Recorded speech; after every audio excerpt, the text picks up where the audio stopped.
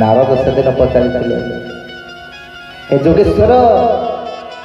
आपण कोठी रहिବାକୁ ଭଲ ପାଆନ୍ତି कौन कले भक्तटी आपनकर सानिध्य पाई परिबो नाहं तिष्ठामि वैकुंठे जोगिनां हृदयेन च मद्भक्ता तत्र गायन्ति तत्र तिष्ठामि नारद मोर भक्त माने जोठी मोर गुणगान करन मोर भजन कीर्तन करन मोर पारायण करन प्रवचन करन मुसेई माँ लक्ष्मी कहते ये तो सबुआड़े चली आप खाली उत्कल माटी कथा क्या कहते ये तो पृथ्वी सबुआड़े चली जो भक्ति थाए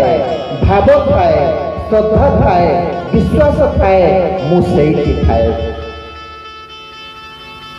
जमिति 16,000 गोप नारी मते आपणार करि श्रद्धा भक्ति